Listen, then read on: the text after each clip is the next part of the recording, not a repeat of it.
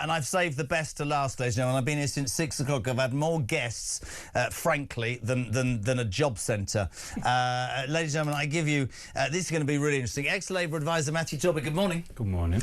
Oh, the calm voice. Right, I've been on this all day. And you're a very balanced person. Very casual today. Where have you been? There's a reason I'm going visiting a homelessness charity after this, and in my experience, if you turn up in a suit when I was homeless, I didn't trust you. I thought you were the problem, to be honest. So OK.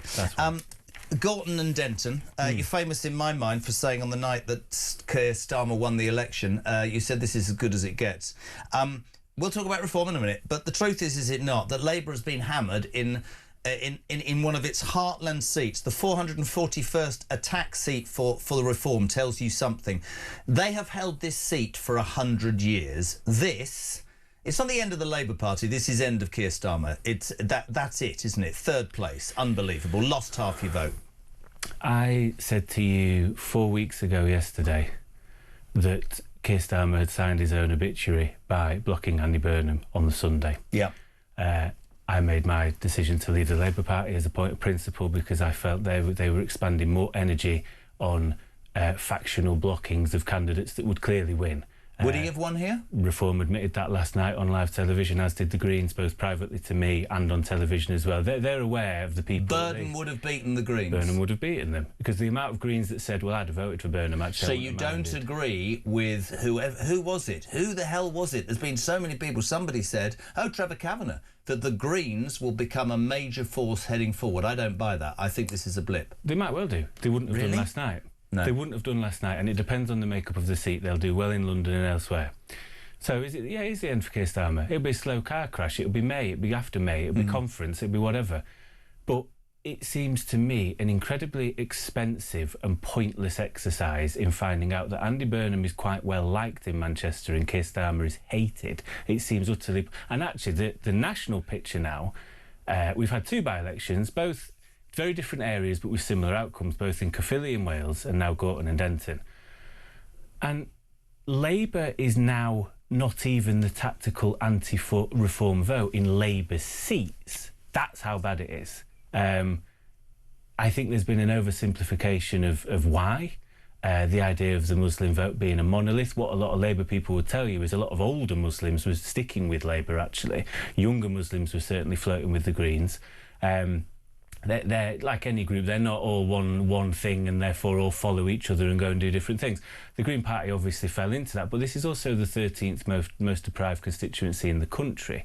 Is it a surprise, therefore, that Zack Polanski didn't just focus, and Hannah herself didn't just focus on things like Gaza, and they didn't go on about green stuff? They spoke about the cost of living.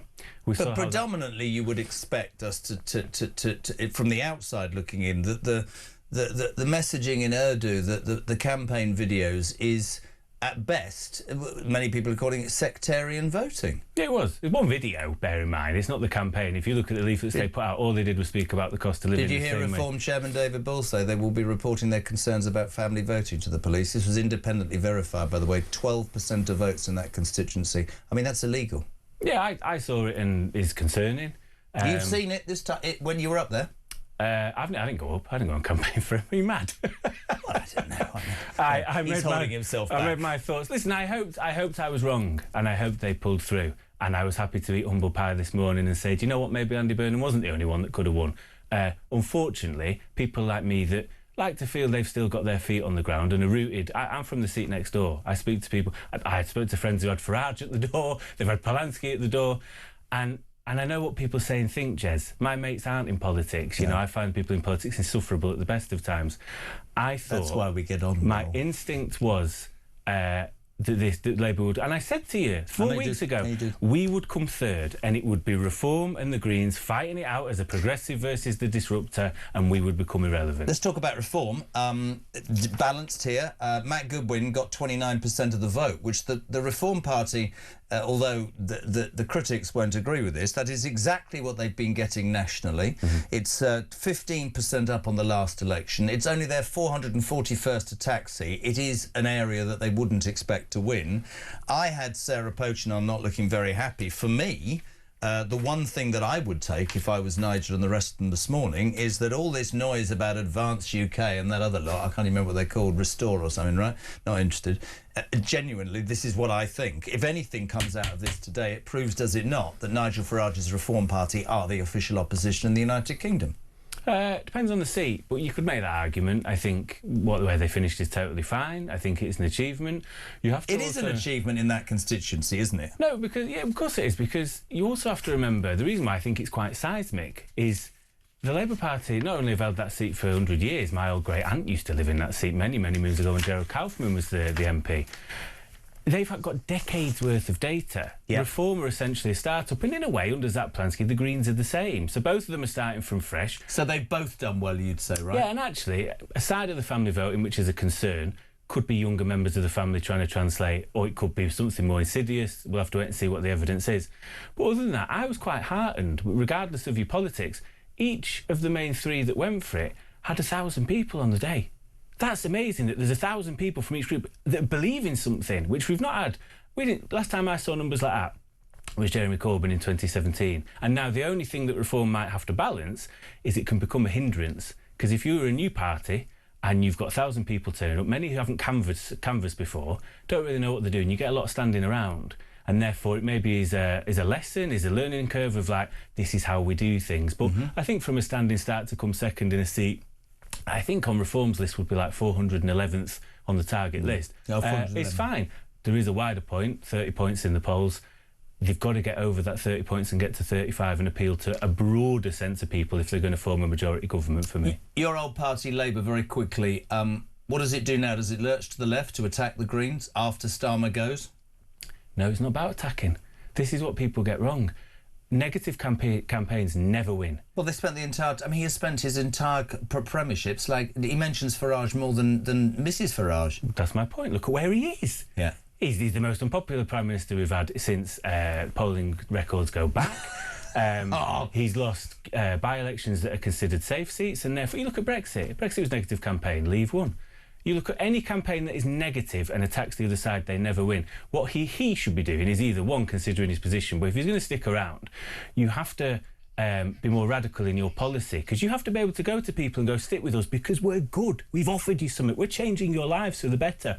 You don't go, don't let him in, he's going to sell crack cocaine in the playground, which is just tedious and ridiculous. Do you honestly, though, on a serious note, tell me that a party that believes that a woman can have a penis and legalisation of heroin is okay is really going to get any national traction? They've just won a by-election in an inner-city Manchester seat when they've never got 10% before.